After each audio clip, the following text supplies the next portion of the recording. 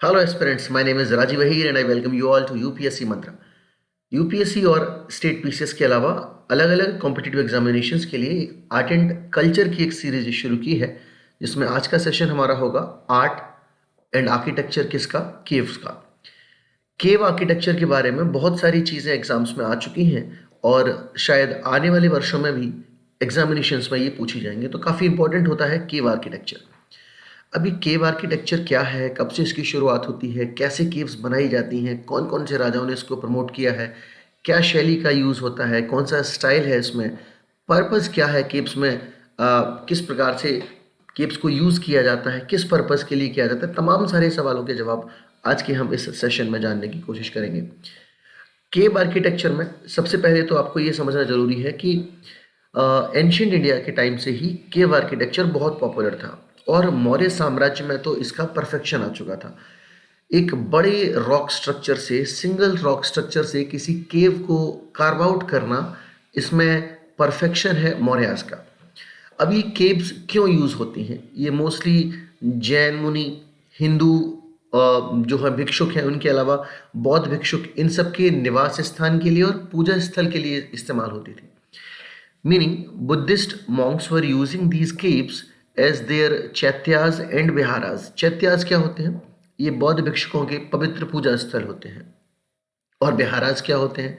विहार होते हैं residential areas, जहाँ ये बौद्ध भिक्षुक रहते हैं। तो इन नेचुरल केव्स में, इन गुफाओं में ये रहते भी हैं और पूजा भी करते हैं, साधना भी करते हैं। ऐसे ही जो जैन मुनि होते हैं, वो भी इन गुफाओं को इसीलिए यूज़ करते हैं। जैन मुनि इन गुफाओं को पूजा स्थल के लिए और रहने के लिए, आवास के लिए प्रयोग करते हैं। वो इन्हें बुलाते हैं बसादीज। जी हाँ, बसादीज, BASADIS, बसादीज। तो बिहार और चैत्यास, चैत्यास और बिहाराज ये हो गए बुद्धिस्ट मॉन्क से रिलेटेड, और बसादीज हो गए जैन मुनियों से रिलेटेड। अब जो हिंदू केव्स हैं वो भी हमें मिली हैं 200 BC के आसपास से। आपको पता होगा पॉलिटिकल हिस्ट्री में 600 BC वाला टाइम पीरियड था रिलीजियस रेवोल्यूशन वाला, जब ये दो धर्म बहुत पॉपुलर हुए और ब्राह्मणिज्म की पॉपुलैरिटी धीमे धीमे डिक्लाइन हो रही थी। तो शुरू करते हैं बिल्कुल बेसिक से। हमारा टॉपिक है आज का केव आर्किटेक्चर। केव आर्किटेक्चर मेनली क्या है? ये रॉक कट आर्किटेक्चर है। मतलब किसी एक मोनोलिथिक रॉक से या किसी एक बड़ी चट्टान को काट कर हमने उसमें से एक केव जो है उसको आकार दिया, उसको हमने कार्व आउट किया, उसको वहाँ से निकाला। अब ये जो केव्स हैं ये बुद्धिस्ट और जैन मॉन्क्स के अलावा हिंदू भिक्षुकों के लिए भी यूज़ की जाती थी, लेकिन ज़्यादा पॉपुलरली बुद्धिस्ट और जैन मॉन्क्स के लिए यूज़ की जाती थी। मतलब बुद्धिस्ट मॉन्क्स यूज़ करते थे इन्हें चैत्यास के रूप में, चैत्यास के रूप में। और चैत्यास क्या है? पूजा स्थल है, सेक्रेड श्राइन्स हैं। और बिहाराज क्या है? रेजिडेंशियल एरियाज, जहाँ पे ये लोग निवास करते हैं। तो ये तो हो गया बुद्धिस्ट के लिए। तो Buddhist were using these caves as chaityas and viharas. अब रही बात जैन मुनियों की, तो जैन मुनि इन गुफाओं को, इन केव्स को यूज़ करते हैं मोस्टली बसादीस के रूप में, BASADIS, बसादीस, बसादीस के रूप में यूज़ करते हैं। बसादीस का पर्पस भी यही होता है, residential places plus worshipping halls, यानी पूजा के लिए भी और निवास स्थान के लिए भी। लगभग हमें एंशियंट इंडिया से 1500 रॉक स्ट्रक्चर्स मिलते हैं, मोर देन 1500। मौर्य जो हैं, मौर्य काल में हमने देखा था कि दे वर हैविंग द परफेक्शन और the mastery over the cave architecture. यानी बड़े ही आराम से, ऐसे लगता है बहुत सहजता से मौर्य साम्राज्य में इन गुफाओं को शेप दे दी जाती थी बड़े चट्टानों को काट कर, क्योंकि इनका परफेक्शन आ चुका है। कार्ले की जो केव्स हैं वो बहुत पॉपुलर केव्स हैं, चैत्याज एट कार्ले। यहाँ हमें बिहारों की तुलना में चैत्य ज़्यादा मिलते हैं, और कार्ले में हम देखेंगे, सेपरेटली स्टडी करेंगे कि क्या क्या मेन इंपॉर्टेंट फीचर्स और करेक्टरिस्टिक्स हुआ करती थी चैत्यास की। तो एक सेपरेट टॉपिक हमारा रहेगा कार्ले में चैत्यों को पढ़ने के लिए। मैंने बोला ये वर्शिपिंग और शेल्टर प्लेसेस के लिए यूज़ की जाती हैं गुफाएं। इन गुफाओं में ये साधु और भिक्षुक जो हैं वो रहते भी और पूजा भी करते हैं। अब एक शब्द आता है वर्षाबास। वर्षाबास, मैंने पॉलिटिकल हिस्ट्री की क्लासेस में आपको बताया था कि जब रेनी सीजन होगा, जब मॉनसून आएगा, तो भगवान बुद्ध और महावीर ये अपने धर्म का प्रचार करने पैदल पैदल गांव-गांव में नहीं जाएंगे, क्योंकि वो वर्षा का माहौल है। तो वर्षा के सीजन में जो हमारे होते हैं मॉनसून का टाइम, जून जुलाई अगस्त सितंबर, जून से सितंबर तक, इस टाइम पीरियड में वर्षावास वाला समय रहता है और अब ये बौद्ध भिक्षुक और जैन मुनि जो है वो गुफाओं में रहेंगे, वर्षावास करेंगे। क्या करेंगे? वर्षावास। रेनी सीजन में ये वहाँ निवास करेंगे। अब उन स्थानों को, जिन गुफाओं में ये निवास करेंगे, उन स्थानों को राजाओं के द्वारा सुसज्जित किया जाता है, तैयार किया जाता है, रेडी किया जाता है, ताकि इन मुनियों को, इन बौद्ध भिक्षुकों को रहने में वहाँ कोई परेशानी ना हो। जैसे कोई राज्य सरकार है, जैसे मोदी जी की सरकार है या फिर योगी जी की सरकार है, तो उत्तर प्रदेश की मान के चलो सरकार है योगी जी की, और यहाँ पर शिव भक्तों का जमावड़ा निकला हुआ है। मतलब बहुत बड़े पैमाने पे शिव भक्त जो हैं वो अपनी अपनी कांवड़ यात्राएं और रैलियां निकाल रहे हैं। तो क्या राज्य सरकार उनके लिए सुविधाएं नहीं प्रदान कराएगी? तो ऐसे ही मौर्यों ने भी इन गुफाओं को एम्बेलिश किया, इन्हें सजवाया और इन्हें बड़े पैमाने पे तैयार करवाया।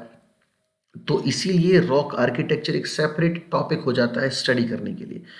शुरुआत में जो हम गुफाएं देखे हैं वो वेस्टर्न डेक्कन में मिली हैं हमें ज़्यादा बड़े पैमाने पे, मतलब महाराष्ट्र वाले रीजन में और डेक्कन वाले रीजन में, वेस्ट की तरफ, पश्चिम की तरफ बड़े पैमाने पे हमें गुफाएं मिली हैं। इन गुफाओं को श्राइन्स और मोनेस्ट्रीज दोनों की तरह यूज़ किया जाता है, ये चीज़ हम पढ़ चुके हैं। जैन मुनि इन्हें बसादीस के रूप में यूज़ करेंगे। सबसे पुरानी गुफाओं में अगर कोई है तो मौर्य टाइम पीरियड में बरावर केव्स है। बरावर केव्स जो जहानाबाद जिला है बिहार का, वहाँ पड़ती हैं बरावर केव्स। अब बढ़ते हैं आगे की तरफ। महाराष्ट्र से हमें और भी कई गुफाएं मिलती हैं जिनके नाम हैं भज गुफाएं, बेडसे गुफाएं या कार्ले। तो हमने थोड़ी देर पहले देखी, कार्ले सबसे बेहतरीन एग्जाम्पल है चैत्यास का, सबसे बेहतरीन एग्जाम्पल चैत्यास का। यानी चैत्य जो है वो हमें कार्ले से बड़ी मात्रा में मिलते हैं और बहुत ही अच्छे, सुसज्जित, अलंकृत और विशाल चैत्य हमें मिलते हैं। हम डीपली स्टडी करेंगे चैत्यास एट कार्ले वाले टॉपिक को। ये तो हो गई शुरुआती स्टेज में हमें कौन कौन सी गुफाएं मिली, कहाँ कहाँ से मिली। अब ये गुफाएं मोस्टली 3 प्रकार की होती थी। पहली तो हो गई बुद्धिस्ट केव, दूसरी हो गई हिंदू केव्स और तीसरी है जैन केव्स। बड़े पैमाने पे बौद्ध भिक्षुक और जैन मुनि इन गुफाओं का प्रयोग करते थे और बाद में फिर 200 बीसी के बाद वाले टाइम पीरियड में हिंदू केव्स भी देखने को मिलने लगी, क्योंकि हिंदुइज्म अब रिवाइव करने लगा खुद को, ब्राह्मणिज्म खुद में कुछ रिफॉर्म्स, कुछ सुधार लाने लगा था। अब ये जो बुद्धिस्ट केव्स हैं या जैन केव्स हैं, इनके क्या क्या फीचर्स हैं? तो अगर हम ध्यान से देखें तो हमारे पास कई संख्या में, बड़ी संख्या में महाराष्ट्र से और डेक्कन से गुफाएं मिलती हैं। उनमें से कुछ गुफाएं हैं कन्हेरी केव्स और कुछ हो गई कार्ले जो अभी हमने पढ़ी, बेदसे केव, भज केव्स, अजंता केव्स। इन सभी गुफाओं में मोस्टली बुद्धिस्ट रिलेटेड हमें चैत्यास और विहारास देखने को मिलेंगे। तो बुद्धिज्म से संबंधित चैत्य और विहारा हमें कौन कौन सी गुफाओं से मिलेंगे? कार्ले की गुफाओं से, कन्हेरी की गुफाओं से, भज गुफाओं से, बेड से और अजंता जो महाराष्ट्र में है। अब ज़्यादातर बड़े पैमाने पे जो लोग इन गुफाओं के आर्किटेक्चर को प्रमोट करते हैं उनमें राजाओं के अलावा कुछ व्यापारी वर्ग और उनकी संघ भी शामिल हैं। यानी कुछ व्यापारी और कुछ संघ जो ट्रेड यूनियंस के हैं या व्यापार गिल्ड्स जिनको बोलते हैं, यूनियंस या गिल्ड्स, ये लोग भी प्रमोट करते हैं। ये लोग भी अपने मुनाफे का एक हिस्सा जो है बौद्ध भिक्षुक और जैन मुनियों के निवास स्थान में लगाते हैं, यानी इन गुफाओं में लगाते हैं। ऐसे ये गुफाएं डेवलप हुई।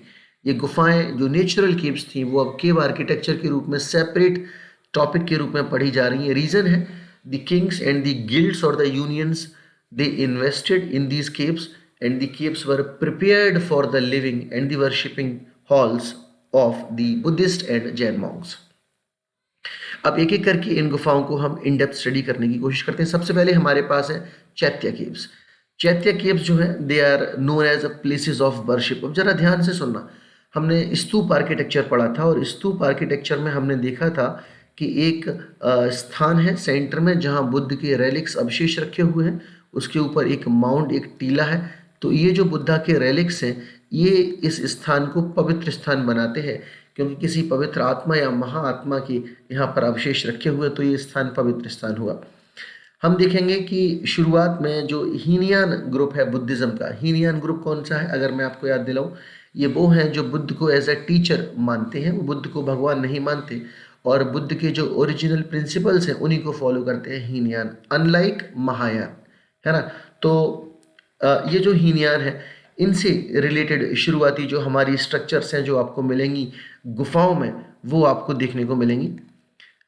यानी हीनयान पीरियड जो है, जिसको हम अर्ली बुद्धिज्म बोलते हैं, they were worshipping in these caves and they were using the chaityas of these caves. और बाद में फिर जो महायान बुद्धिज्म क्या है? ये वो है जो बुद्धा को एज गॉड, ईश्वर की तरह से पूछते हैं, और ये बुद्ध के ओरिजिनल प्रिंसिपल्स को फॉलो नहीं करते। इनमें कुछ लेक्सिटीज, कुछ करप्शन आते हैं। ये मेटेलिक ऑफरिंग्स एक्सेप्ट करनी शुरू कर देते हैं। आपने सोना चढ़ाया, चांदी चढ़ाया, कोई गिफ्ट चढ़ाया, कोई मुकुट चढ़ाया किसी धातु का, महंगी धातु का, ये लोग सब स्वीकार करते हैं। ये लोग पैसों के दान स्वीकार करते हैं। तो ये थोड़े से करप्ट हो जाते हैं और इनमें लेक्सिटीज आ जाती हैं। इसीलिए बाद में लोग जो है ब्राह्मणिज्म में और महायान बुद्धिज्म में फ़र्क नहीं कर पाते हैं, राइट। अब बढ़ते हैं आगे की तरफ। महायान बुद्धिज्म जो है उसमें बुद्ध को एक देवता के रूप में पूजा गया है, और यहाँ पर हमें जातक कहानियाँ देखने को मिलेंगी। तो हम देखेंगे कि गुफाओं में जातक कहानियाँ को कार्व किया है, उनको पेंट किया है, और बुद्ध को अलग अलग पोस्चर्स, अलग अलग तरीकों से हमने बैठे हुए देखा है, अलग अलग पोस्चर्स में अलग अलग तरीके से स्थान लेते हुए देखा है। तो ये शुरुआत में हम देखेंगे कि केव आर्किटेक्चर में हीनयान और महायान बुद्धिज्म दोनों ही हमें देखने को मिलते हैं। शुरुआत हीनयान में और फिर महायान बुद्धिज्म। अब हमारे पास एक बहुत इंपॉर्टेंट गुफाएं हैं जिन्हें सप्तपर्णी केव्स बोलते हैं। क्या बोलते हैं? सप्तपर्णी केव्स। अब इनको जरा ध्यान से देखने की कोशिश करते हैं। उससे पहले जैसे मैंने बोला कि आपके पास बुद्धिज्म से रिलेटेड, भगवान बुद्ध से रिलेटेड बहुत सारी चीज़ें जातक कहानियों में हमें मिली हैं। तो जातक कहानियों से कई सारे एपिसोड इन गुफाओं में आपको पेंटेड मिलेंगे। और जैन मुनियों से संबंधित फिर आपको क्या मिलेगा? यहाँ तीर्थंकर मिलेंगे, जैन तीर्थंकर, है ना। और उनके सिंबल, जो उनके चिन्ह हैं, जैसे सर्प हो गया, जैसे बाकी की अलग अलग सिंबल्स हो गए जो तीर्थंकर से जुड़े हुए हैं। तो ये कहानियाँ आपको जैन मुनियों से रिलेटेड पेंटेड मिल जाएंगी। कहाँ पे? गुफाओं में। तो एक तरफ बुद्धिस्ट और एक तरफ जैन, बौद्ध भिक्षुक और जैन मुनि, इन लोगों के निवास स्थान के रूप में ये यूज़ होती हैं और पूजा स्थल के रूप में यूज़ होती हैं। और बुद्धिज्म में हमने देखा जातक कहानियों को चित्रित किया गया है, पेंट किया गया है, और जैनिज्म में जैन तीर्थंकर को पेंट किया गया है। इनकी कहानियों को, इनके सिंबल्स को पेंट किया गया है। ज़्यादा पॉपुलर जो जैन केव्स हैं वो हैं एलोरा की गुफाएं और सित्तनवासल की गुफाएं। सित्तनवासल गुफाएं तमिलनाडु में है, एलोरा की गुफाएं महाराष्ट्र में है। ये जैन केव्स हैं। कौन सी गुफाएं हैं ये? जैन केव्स। इससे पहले जो हमने पढ़ी थी वो बुद्धिस्ट केव्स थी। अब इन रॉक कट केव्स में, इन केव आर्किटेक्चर में पहली आर्किटेक्चर हमारे पास है सप्तपर्णी केव। सप्तपर्णी जो गुफाएं हैं, ये सप्तपर्णी गुफाएं बुद्धिस्ट या बुद्धिज्म से रिलेटेड हैं। ये लीव्स लाइक एक स्ट्रक्चर है कि इसमें माना जाता है कि ये जो शब्द है सप्तपर्णी, इसका लिटरल मीनिंग है 7 लीव्स केव, एक ऐसी गुफा जिसमें 7 पत्तीदार एक स्ट्रक्चर या संरचना बनाई गई है। सप्तपर्णी, सप्त मतलब 7, पर्णी मतलब पत्तियां, सप्तपर्णी केव्स। ये गुफाएं हैं कहाँ? ये गुफाएं बिहार में हैं। कहाँ हैं? बिहार में। तो बिहार की सप्तपर्णी केव्स को हम पहले स्टडी करते हैं। ये जो सप्तपर्णी केव्स हैं बिहार की, इनमें कौन कौन से फीचर्स आपको देखने को मिलेंगे? पहला इंपॉर्टेंट फीचर हुआ कि ये गुफाएं बुद्धिज्म से रिलेटेड हैं। किससे रिलेटेड हैं? बौद्ध भिक्षुकों से रिलेटेड हैं। यहाँ पर भगवान बुद्ध ने अपनी मृत्यु से पहले या महापरिनिर्वाण से पहले कुछ वक्त व्यतीत किया था। यहाँ पर पहली बुद्धिस्ट काउंसिल, बुद्धिस्ट समिति बिठाई गई थी। बुद्ध ने जो महापरिनिर्वाण अटेन किया था उससे पहले कुछ समय उन्होंने सप्तपर्णी गुफाओं में ही बिताया था। ऐसा माना जाता है कि यहीं पे सप्तपर्णी गुफाओं में ही ये डिसाइड हुआ कि भगवान बुद्ध के बाद उनकी जो भी प्रिंसिपल्स हैं, जो भी टीचिंग्स हैं, जो भी कहावतें हैं, जो भी उनके मैसेजेस हैं, जो भी उनकी टीचिंग्स हैं, वो सब आनंद आनंद जो भगवान बुद्ध के फेवरेट डिसाइपल हैं वो और उपाली, ये दोनों लोग कंपाइल करेंगे उनकी टीचिंग्स को और आगे उनको फैलाएंगे। बुद्ध की टीचिंग्स को जनरेशंस टू जनरेशंस यही लोग फैलाएंगे और कंपाइल करेंगे, क्योंकि भगवान बुद्ध ने कभी अपनी टीचिंग्स का प्रमोशन नहीं किया, प्रचार नहीं किया। अब ये दो घटनाएं हो गई कहाँ की? ये दो घटनाएं हो गई सप्तपर्णी गुफाओं की। उपाली और आनंद, ऐसा बोला जाता है इन दोनों की मेमोरी बहुत शार्प है, तो इन्हें बुद्ध की टीचिंग्स जो है वो ओरिजिनली याद रही होंगी और इन्होंने ही आगे बाकियों को इन बुद्ध की टीचिंग से अवगत कराया होगा। ये जो स्ट्रक्चर आपके सामने है ऑन स्क्रीन, ये सप्तपर्णी गुफाओं का है। ये गुफाएं सभी की सभी रॉक कट स्ट्रक्चर से, मतलब एक चट्टान या एक बड़े पहाड़ से काट के कार्व आउट करके ये गुफाएं बनाई गई हैं। तो हमने केव आर्किटेक्चर आज शुरू किया और ये जाना कि केव आर्किटेक्चर की शुरुआत कहाँ से हुई, केव आर्किटेक्चर में कौन कौन सी केव्स हमें मिली। हमें बुद्धिस्ट, हिंदू और जैन केव्स देखने को मिली। इनका प्रयोग क्या होता था, इन्हें निवास स्थान के लिए और पूजा स्थल के लिए यूज़ किया जाता था। बुद्धिज्म में इसको चैत्यास और विहारास बोलते हैं। चैत्य जो है वो पूजा स्थल है और जो विहार है वो रेजिडेंशियल प्लेसेस हैं जहाँ पर ये भिक्षुक रहते हैं, ठहरते हैं। जैन मुनि इनको बसादीस के रूप में प्रयोग करते हैं और बसादीस का भी पर्पस वही है कि पूजा स्थल की तरह भी ये यूज़ हो जाए और निवास स्थान की तरह। हमने पहली सप्तपर्णी केव्स देखी। सप्तपर्णी का शाब्दिक अर्थ है 7 पत्तियों वाली गुफा। यहाँ पर भगवान बुद्ध ने अपने जीवन के आखिरी समय बिताए और यहाँ पर पहली बुद्धिस्ट समिति हुई। ओपाली और आनंदा को ये जिम्मेदारी दी गई कि भगवान बुद्ध की टीचिंग्स और उनके प्रिंसिपल्स को कंपाइल करें, लिखें और फिर आगे फैलाएं। इसी सीरीज में दूसरी बहुत पॉपुलर गुफाएं हैं बराबर केव्स। जो बराबर की गुफाएं हैं वो भी आपको बिहार से ही मिलेंगी। Barabar caves, they are the oldest surviving rock cut caves in India. Bharat की सबसे पुरानी चट्टानों या पत्थरों से काटकर बनाई गई गुफाएं हैं बराबर केव्स। ये बिहार में है। कहाँ पर है? बिहार। अब ये जो दो अलग अलग जोड़ीदार गुफाएं हैं, पहाड़ियां हैं, जो बराबर कॉम्प्लेक्स में आती हैं, ध्यान से सुनिए। बराबर जो हिल कॉम्प्लेक्स है, उन बराबर हिल कॉम्प्लेक्स में 4 गुफाएं आती हैं। टोटल कितनी आती हैं? 4 गुफाएं। और नागार्जुनी हिल कॉम्प्लेक्स में 3 गुफाएं आती हैं। तो टोटल हो गई 7 गुफाएं। 4 गुफाएं बराबर कॉम्प्लेक्स की और 3 गुफाएं हो गई नागार्जुनी कॉम्प्लेक्स की, राइट। तो इन गुफाओं को पढ़ना जरूरी है। ये जो बराबर की गुफाएं हैं वहां हमें राजा पियदसी के प्रमाण मिलते हैं। अब कौन है राजा पियदसी? एक राजा था मौर्य साम्राज्य में जिसका नाम था अशोक। अशोक ने टाइटल लिया था देवनम्पिया पियदसी। इसका मतलब है डियर टू द गॉड, ईश्वर को प्रिय। तो इसके देवनम्पिया पियदसी या राजा पियदसी या देवनम्पिया दशरथ, ये हमें प्रमाण मिलते हैं इन गुफाओं से। कौन सी गुफाओं से? बराबर गुफाओं से और नागार्जुनी गुफाओं से, राइट। कौन था दशरथ मौर्य? दशरथ मौर्य था अशोक का ग्रैंडसन यानी पोता, जिसने ये गुफाएं बनवाई हैं। तो ये गुफाएं जो हैं सबसे पुरानी गुफाओं में आती हैं, बराबर केव्स, जो आज सरवाइव कर रही हैं। इसके बाद फिर हमारे पास एक लोमस ऋषि केव्स आती हैं। कौन सी गुफाएं आती हैं? लोमस ऋषि केव्स। अब लोमस ऋषि केव्स जो हैं वो एक चैत्य आर्च का सबसे पुराना प्रमाण है। मतलब जहां पे आपको आर्च देखने को मिलेगा, यानी आर्च लाइक स्ट्रक्चर देखने को मिलेगा, एक आपको मेहराब जैसा स्ट्रक्चर देखने को मिलेगा। तो सबसे पुरानी गुफाएं प्राचीन भारत की जहां से हमें आर्च के प्रमाण मिले हैं, तो वो हो गई हमारी ये गुफाएं जिनका नाम है लोमस ऋषि केव्स। मैं एक नज़र आपको इन गुफाओं को दिखा देता हूँ। ये है लोमस ऋषि केव्स। इन गुफाओं को हम देखते हैं कि सबसे पुराना एविडेंस यहाँ पे आर्चिस का मिला है। आर्चिस क्या है?